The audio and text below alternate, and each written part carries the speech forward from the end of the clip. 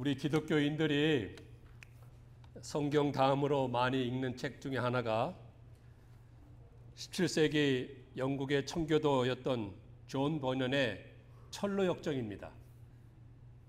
철로역정, The Pilgrim's Progress. 이 책이 쓰여진 배경은 이렇습니다.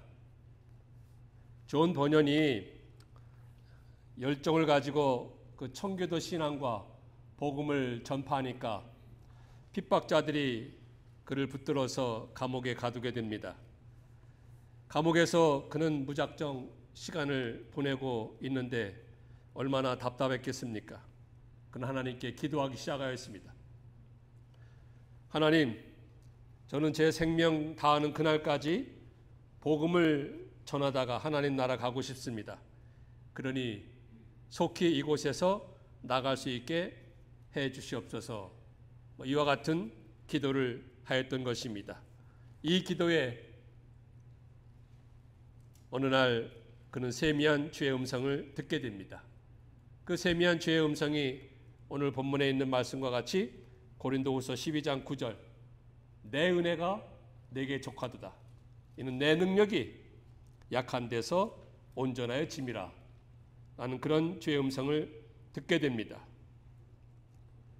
그가 깨닫게 됩니다. 그렇구나. 내가 비록 감옥에 갇혀 있지만 하나님은 여전히 나에게 변함없이 족한 은혜를 주시는구나. 이러한 사실을 깨닫고 그 은혜를 체험하게 되자 지루한 감옥 생활, 장장 12년 동안의 감옥 생활이 천국처럼 여겨졌습니다. 매일 하나님 말씀을 묵상하고 하나님과 깊은 교제를 하고 그렇게 해서 쓰여진 것이 바로 철로역정입니다. 철로역정의 주인공이 기독도가 그가 예수님을 영접하고 하나님 나라 가는 그 모든 과정 속에서 여러 가지 힘든 일도 있고 유혹도 있고 또 괴로운 일도 있고 아픔도 있고 그렇지만 그는 그 모든 것을 믿음으로 이겨나가고 마침내 천국에 들어가는 그런 그 과정, 그래서 철로역정에 이제 그 책이 태어나게 된 것입니다. 그가 감옥 밖에서 다니면서 말로 복음을 전도할 때보다 훨씬 더 많은 사람들에게 이 철로역정이 읽혀져서 그 글을 통해서 복음을 접하게 되고 예수님을 만나게 되고 바른 신앙생활을 할 수 있는 그러한 큰 일을 하였던 것입니다. 그야말로 그는 약해졌을 때에 하나님의 크신 은혜로 말미암아서 오히려 더 크고 강한 힘을 발휘하고 강한 자가 될 수 있었던 것입니다. 오늘 본문에 나오는 사도 바울도 마찬가지인 것입니다. 잘 아는 대로 사도 바울은 주님의 택하심을 받고 본을 받은 주님의 사도였습니다. 그리스도의 종이었고 일꾼이었습니다. 개척자였습니다. 복음을 전파하는 전도자였습니다. 더욱이 그는 오늘 말씀 위에 부분에 보면은 신비한 영적 체험을 하기도 하였습니다. 셋째 하늘이라고 표현되는 이 낙원, 즉 하나님 나라 천국에 이끌려 올라갔던 사람입니다.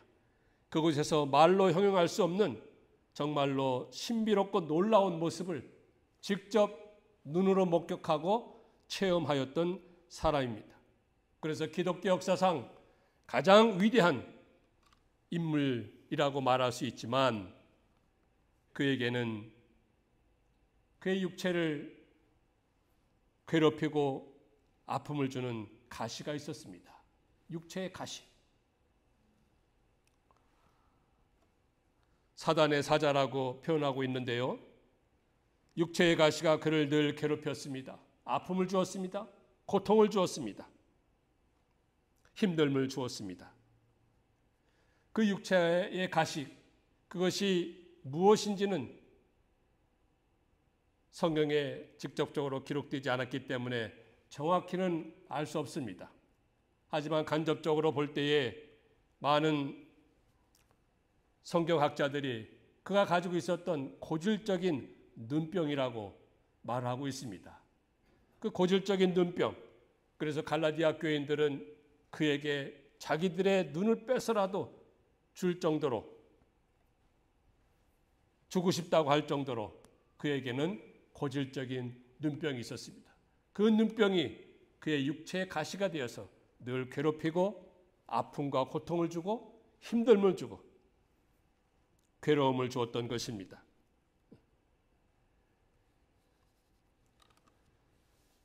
그러나 육체의 가시로 인하여서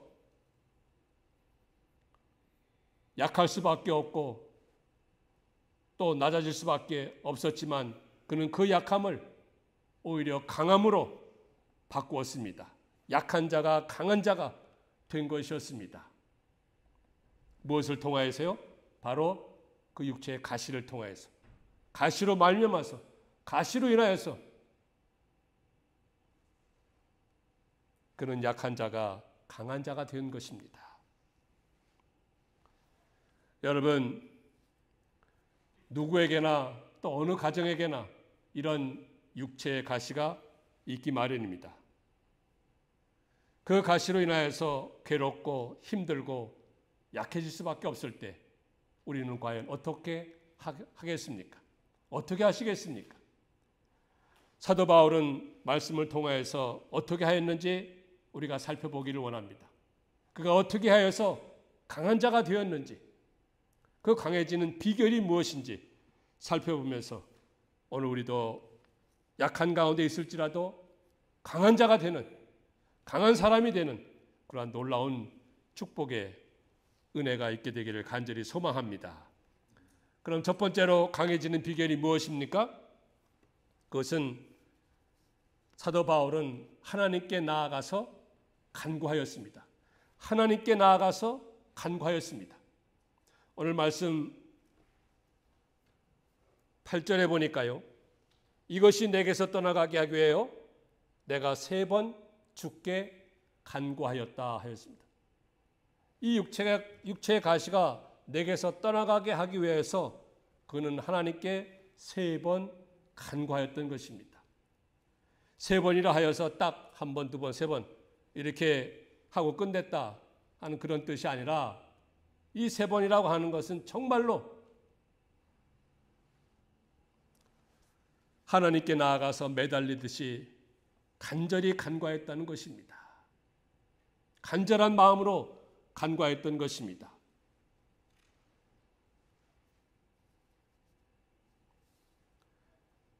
여러분, 이 가시라는 문제, 이 육체의 가시라는 문제를 해결하기 위해서 그 첫 번째 걸음이 무엇인가 하면 그것은 바로 기도하는 데 있는 것입니다. 기도하는데 육체의 가시, 그 문제가 해결이 되는 첫걸음인 것입니다. 하나님께 나아가서 나의 모든 그 가시를 알리고 하나님께 말씀을 드리고 하나님의 놀라운 도우심과 역사하심을 간구하는 데 있는 것입니다. 그런데 우리는 보통 가시가 생기고 문제를 만나게 되면 어떻게 합니까? 기도를 하지는 않고 염려합니다. 근심합니다. 근심과 염려하는 것입니다.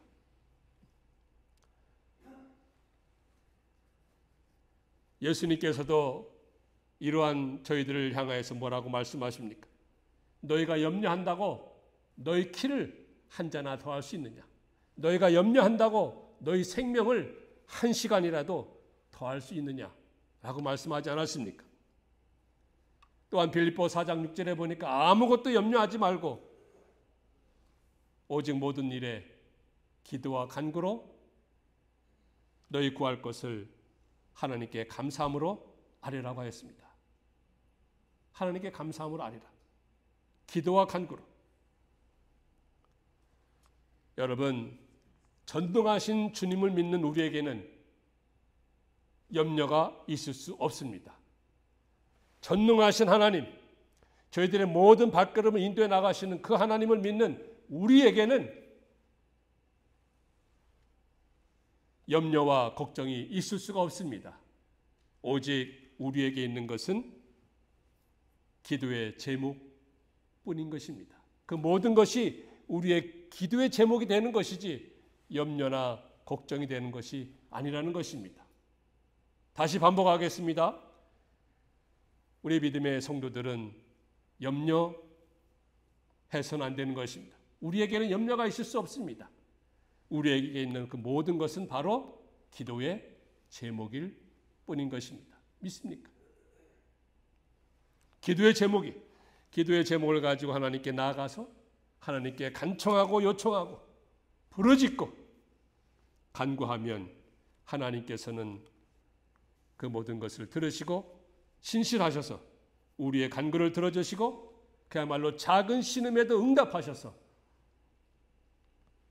쿡쿡 찌르는 가시가 변화해서 하나님을 영화롭게 하는 축복의 도구가 되게 하실 것임을 믿으시기 바랍니다.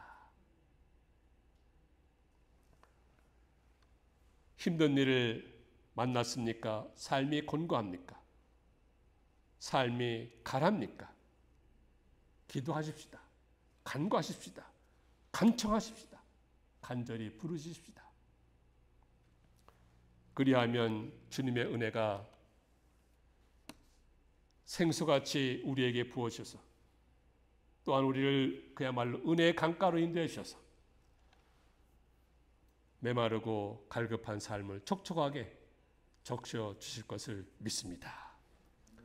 두 번째로 그 비결이 무엇입니까?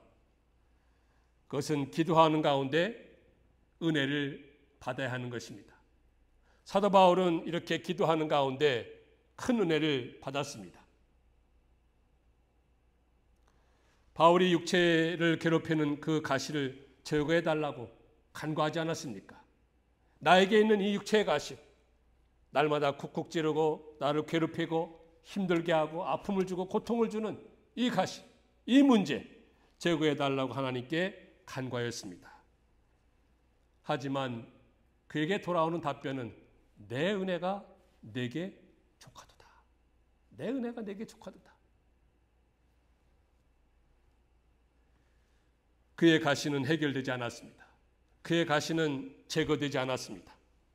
여전히 그의 육체를 괴롭히기도 하고 아픔을 주기도 하였습니다. 그러나 중요한 것은 기도하는 가운데 그가 큰 은혜를 받아서 그 모든 가시를 이겨낼 수 있는 능력을 얻게 되었던 것입니다. 그 모든 것을 이겨내갈 수 있는, 감당해 나갈 수 있는, 넉넉히 이겨나갈 수 있는 은혜를 받았던 것입니다. 뿐만 아니라 자기에게 있는 그 가시가 주는 유익이 무엇인지 깨닫는 은혜를 받았던 것입니다.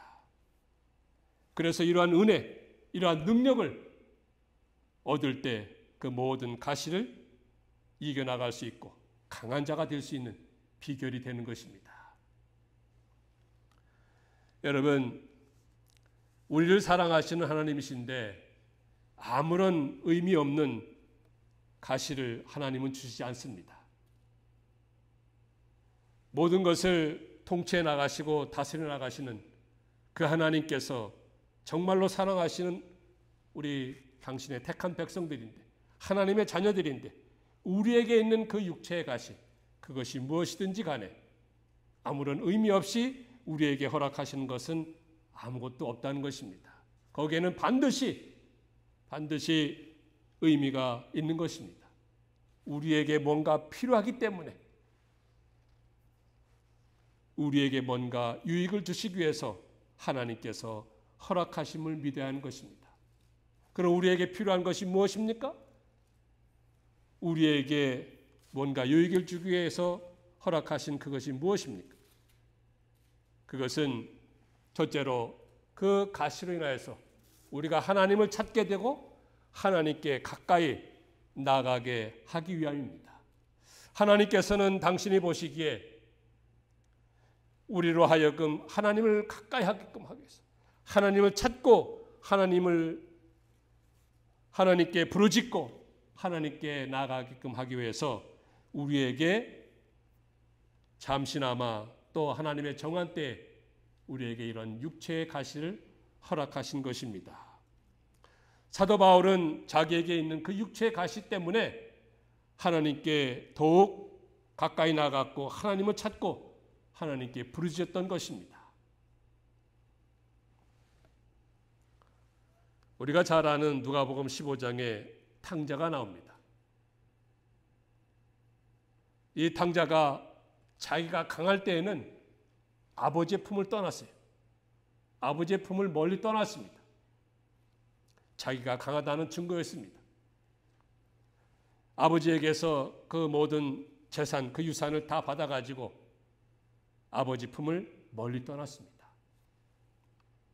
하지만 그곳에서 모든 재산 다 허랑방탕해서 탕진해버립니다. 육신에 먹을 것도 없는 그런 비참한 나락으로 떨어지게 됩니다. 이것은 그가 그 문제를 통하여서 그 가시를 통하여서 약하여졌다는 것입니다. 그 약하여졌을 때 그럼 어떻게 합니까? 그는 다시 하나님께로 돌아옵니다. 아버지께로 돌아옵니다. 아버지께로 돌아오고 아버지 품을 그리워서 아버지 집으로 돌아옵니다. 즉 하나님께 가까이 하고 하나님을 찾고 하나님께 나아가서 하나님의 은혜를 받았다는 것입니다. 또 우리가 잘 아는 대로 야곱이 있습니다. 야곱이 타향살이 하면서 20여 년간 그는 큰 재산을 모았습니다. 하나님의 축복과 하나님의 섭리하심과 하나님의 은혜로 말미암아서 부한 사람이 되었고 부자가 되었고 자기 식구들도 많이 늘어났고 재물도 많이 쌓여서 이제 고향으로 돌아오게 되었습니다. 그의 상태는 강한 상태였습니다. 강한 자였습니다. 하지만 그런 상태에서는 하나님께 가까이 나아갈 수가 없었습니다. 하나님이 보시기에 그런 상황에서는 하나님을 찾지도 않을 것이고 하나님께 가까이 나오지도 않았을 것임을 하나님께서는 아시고 그가 어떠한 상황을 만나게 됩니까? 그의 형 에서가 400명의 군사를 거느리고 그에게 온다는 전가를 듣게 됩니다. 소식을 듣게 됩니다. 그는 거기에서 몹시 당황하였습니다. 큰 문제를 만나게 된 것입니다. 그것이 가시와 같아서 그를 쿡쿡 찌르고 아픔과 고통과 힘든 그런 문제를 만나게 했던 것입니다. 그는 낮아졌습니다. 약해졌습니다. 하나님을 찾았습니다. 야복강에서 그는 부르짖었습니다. 하나님과 그야말로 씨름하면서까지 그는 부르짖고 찾고 매달리고 옷자락이라도 붙들면서 간청을 하였던 것입니다. 하나님께서는 그를 강한 사람으로 만들어서 강하게 만들어서 그 모든 것을 해결해 나가며 그 모든 문제를 이겨나갈 수 있는 그러한 사람으로 만들어 주셨던 것입니다. 그래서 우리에게 있는 그 모든 가시 이것을 통해서 우리가 기도하며 나아갈 때 하나님께서 우리에게 이렇게 귀한 은혜를 베풀어 주시고 응답해 주시기도 하고 문제를 해결해 주시는 그것을 위해서 하나님께서는 때때로 우리에게 이와 같이 가시를 허락하심을 우리는 믿어야 하는 것입니다. 그리고 왜 우리에게 가시를 허락해 주셨습니까? 우리에게 뭐가 필요하여서 우리에게 어떤 유익을 주시기 위해서 둘째 이유로는 가시는 우리로 하여금 겸손하게 만듭니다. 겸손하게 만들어요. 바울도 고백을 하지 않았습니까? 너무 자만하지 않게 하려 하심이라고. 이 가시를 통하여서 이 가시로 인하여서 자기로 하여금 너무 교만하지 아니하고 자만하지 아니하고 겸손하게 하기 위해서 하나님께서는 허락하셨음을 그는 깨닫게 됩니다. 그것이 은혜였어요. 그것이 은혜였어요. 하나님은 교만한 자를 물리치시고 겸손한 자에게 은혜를 베풀어 주신다고 했습니다. 물리치신다고 하시는 것은 하나님과 거리가 멀어진 거예요. 하나님이 상관하지 않는 것입니다. 하나님 없이 뭐를 하겠다고 하는 그런 상황입니다. 무엇이 되겠습니까? 되더라도 잠시뿐이겠죠. 아무것도 되는 거 없습니다. 빈털털입니다. 아무것도 잡는 것이, 잡히는 것이 없는 것입니다.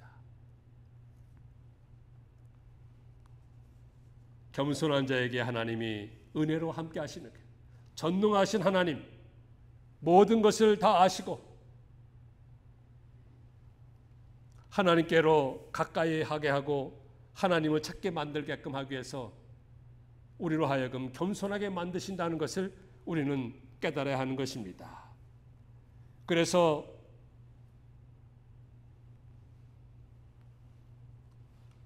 바울을 겸손하게 만들어서 하나님을 찾게 하고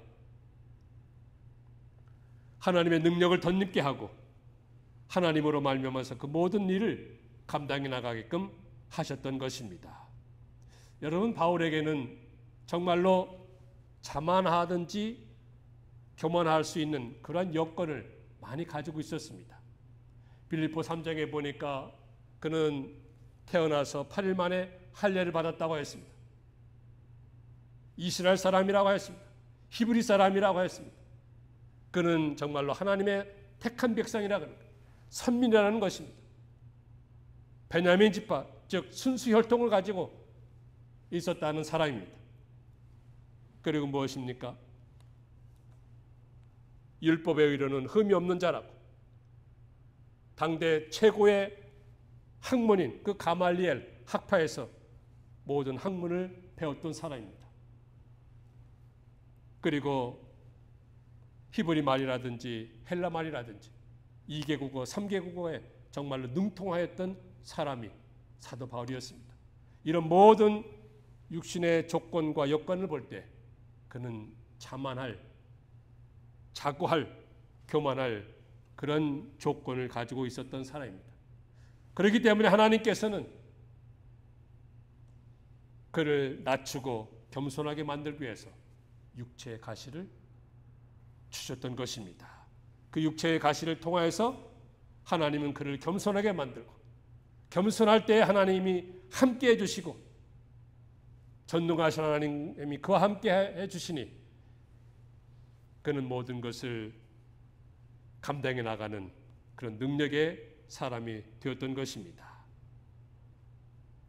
여러분, 비록 우리가 세상을 살아가면서 우리에게 있는 가시로 인하여서 우리도 상심하기도 합니다. 때로는 눈물 흘리기도 합니다. 하지만 그것이 나를 강한 자로 만드는 하나님의 손길이라는 것을 우리는 꼭 명심합시다. 잊지 맙시다. 하나님의 손길은 우리를 겸손하게 만들어서 하나님이 함께 하시고 전능하심이 함께 하시고 능력이 함께 하셔서 우리로 하여금 세상이 감당하지 못하는 그러한 능력의 사람으로, 강한 사람으로 만들어 나가는 그 과정임을 우리는 알고 오히려 하나님께 감사할 수 있는 저희들의 믿음이 되어야 하는 것입니다. 세 번째로 생각할 것은 바로 이와 같이 결국에는 바울이 그 육체의 가시를 인하여서 오히려 기뻐하고 그 육체의 가시를 자랑하였던 것입니다. 여러분, 육체의 가시가 그 가시 자체가 결코 좋은 것은 아닙니다. 그리고 좋다고 여길 사람도 없습니다. 그러나 바울은 기도하는 가운데서 자기에게 있는 그 가시의 의미를 그는 깨달았습니다. 그리고 생각이 바뀌었습니다. 생각이 변화했습니다. 이 가시가, 나를 쿡쿡 찌르는 가시가, 나에게 고통과 아픔과 괴로움을 주는 이 가시가 정말로 나쁜 것만은 아니구나. 오히려 좋은 것이 많구나, 유익을 주는 것이 많구나 하면서 그는 기뻐하고 그 약함을 자랑하는 성숙한 단계까지 올라갔던 것입니다. 그는 자기가 약한 자인 줄 알고 주님만 의지하였을 때 강한 자가 되었던 것입니다. 약한 자가 되었을 때 그는 주님을 의지하였습니다. 주님만이 그 모든 것을 할 수 있습니다. 주님으로만이 그 모든 것을 할 수 있습니다 하는 것을 깨달았을 때 결국에는 강한 자가 된 것입니다.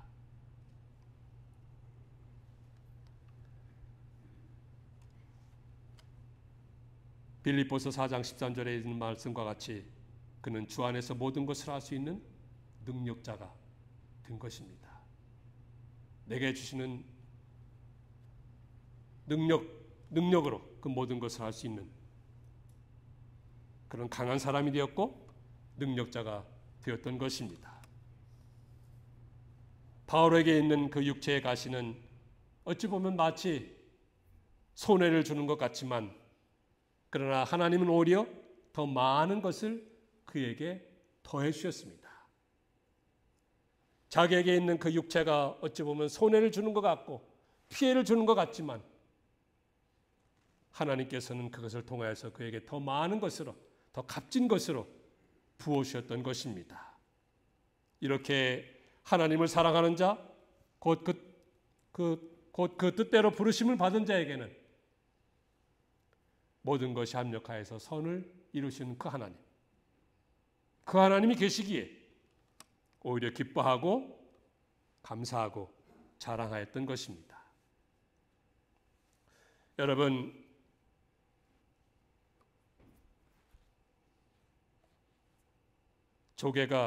조개에서 그 진주가 어떻게 만들어집니까?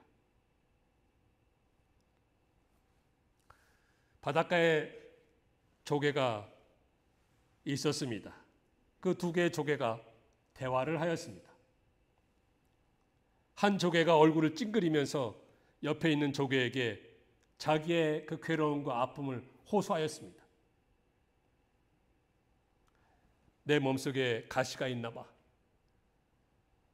나를 쿡쿡 찌르고 견딜 수가 없이 몹시 아프고 고통스러워. 이런 말을 할 때에 옆에 있던 조개가 자랑이나 하는 듯이 나는 멀쩡해. 아무런 아픔도 없이 나는 행복해. 이렇게 말을 하였습니다. 이렇게 서로가 대화하는 것을 옆에 지나가던 개가 듣고서 그 아픔을 호소하는 조개에게 이런 말을 통하여서 위로합니다. 내가 지금 고통을 느끼고 있는 것은 내 몸속에 바로 진주라는 것이 있기 때문이야. 진주를 품고 있기 때문이야. 하고 위로했다는 것입니다. 진주가 어떻게 만들어집니까? 그 부드러운 조갯살에 모래가 들어옵니다. 날카로운 모래가 들어옵니다. 그 조개가 얼마나 아프겠습니까? 쿡쿡 찌릅니다. 가시가 됩니다. 괴롭습니다. 고통스럽습니다. 하지만 이 조개는 그야말로 생명의 즙을 짜내고 짜냅니다. 그리고 그 모래를 그 생명의 즙으로 감싸고 하루, 이틀, 1년, 2년 계속해서 생명의 즙으로 감싸고 하여서 결국에는 거기에서 정말로 아름답고 값진 진주가 생겨나는 것 아니겠습니까? 우리에게도 아픔이 있고 괴로움이 있고 가시가 있습니다. 그러나 그것을 우리는 그야말로 생명의 즙, 그것을 짜서 오히려 그 가시를 값진 진주로 만들어내는 성숙한 믿음, 참으로 존귀한 믿음, 하나님이 기뻐 받으시는, 흠량하시는, 흐뭇해하시는 그런 신앙의 사람이 되어야 되지 않겠습니까? 그 가시로 인하여서 우리가 잠깐 불평하기도 합니다. 원망하기도 합니다. 우리가 사람이기 때문에, 우리의 믿음이 아직 연약하기 때문에. 하지만 그 가시가 주는 그 의미가 무엇인지 정말로 깊이 깨닫고 바울처럼 그 아픔과 괴로움과 가시를 영광으로, 약함을 강함으로 바꾸는 위대한 신앙인들이 다 되시기를 주의 이름으로 축원합니다.